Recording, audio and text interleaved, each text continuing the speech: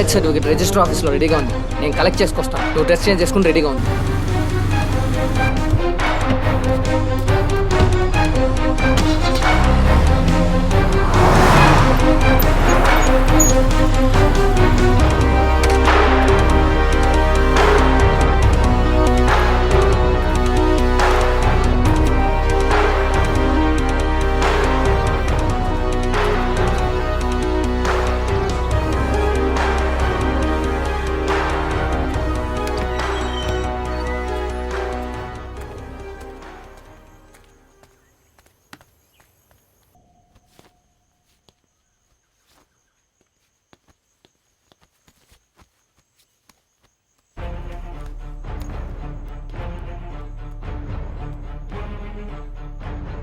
నేను చాలా సంతోషంగా ఉన్నాను.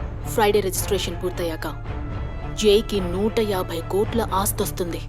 ఆ తర్వాత 2 ప్లాన్లు. జైని పూర్తిగా పిచ్చివాణ్ణి చేసి మెంటల్ హాస్పిటల్లో చేర్పిస్తాం. ఆ తర్వాత జై ఆస్తి 150 కోట్లు మా చేతికొస్తాయి. నేను నా రాధ లైఫ్ లాంగ్ హ్యాపీగా గడిపేస్తాం.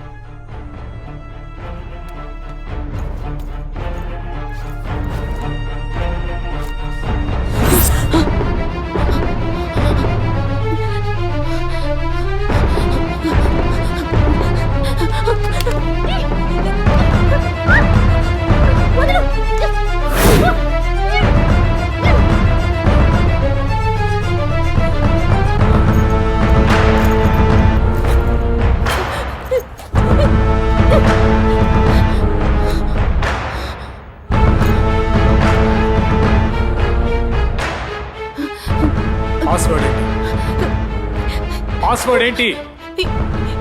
MO ఎంబో anyway money.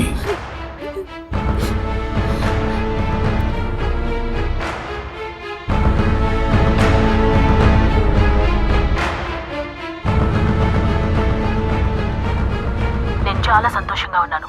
Friday registration పూర్తయ్యాక జైకి 150 కోట్ల ఆస్తి రాబోతుంది. ఆ తర్వాత 2 ప్లాన్లు. జైని పూర్తిగా పిచ్చివాణ్ణి చేసి మెంటల్ హాస్పిటల్లో చేర్పిస్తాం. తర్వాత జై ఆస్తి 150 crores 150 కోట్లు మా చేతికొచ్చి చేరతాయి. నేను నా రాధ మాకు నచ్చినట్టుగా బతుకుతాం.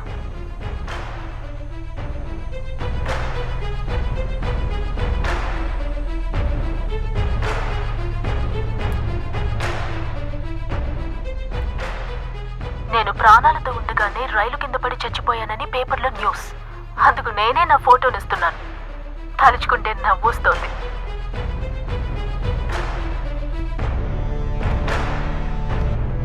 జైని పిచ్చోడిని చేసి నేను నా రాధ వాడి ఆస్తిని అనుభవించాలి. ఈ రోజు నుంచి జైని కన్ఫ్యూజ్ చేసి వాడికి పిచ్చెక్కేలా చేస్తాం.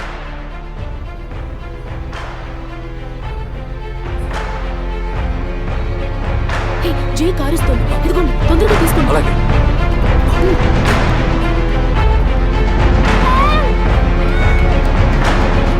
జై శాలినిని పెళ్లి చేసుకుంటే మా టోటల్ ప్లాన్ స్పాయిల్ అయిపోతుంది. అందుకే శాలినిని. నమస్తే అమ్మా. రా శాలిని, నిన్ను చూడడానికే వచ్చారు. కొంచెం వెయిట్ చేయండి, వచ్చేస్తాను. మీరు కూర్చోండి, నేను కాసేపు క్యాండీ క్రష్ ఆడుకుంటా. క్యాండీ క్రష్ అంటే అంటే ఏంటో తెలీదా నీకు? తనెవరు, నీ కూతురా? చెల్లెలండి. ఉద్యోగం కోసం ఇక్కడికి వచ్చావా? సరిపోయిందిలే.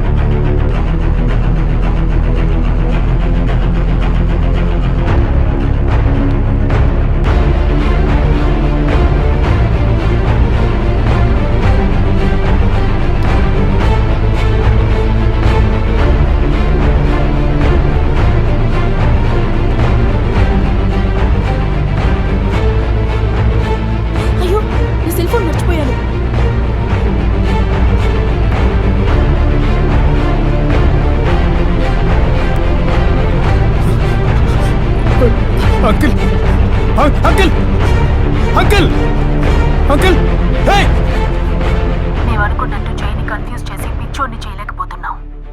అందుకే ఇంకో ప్లాన్ వేశాం. జైని బూత్ బంగ్లాకి రప్పించి రా, పని కరెక్ట్గా చేయాలి. ఇంట్లో అసలు ఎవరు ఉన్నట్టు లేదే. ఇప్పుడు తనతో పాటు ఎవరున్నారు? ఇంత పెద్ద ఇంట్లో మీరిద్దరే ఉంటున్నారు. అవును. మీ మనవరాలకి ఏమైంది అసలు? ఒంట్లో ఏంటి ప్రాబ్లం? ఏంటి పెద్దాయనా? అడుగుతూనే ఉన్నాను, ఏం మాట్లాడు. పెద్దాయనా?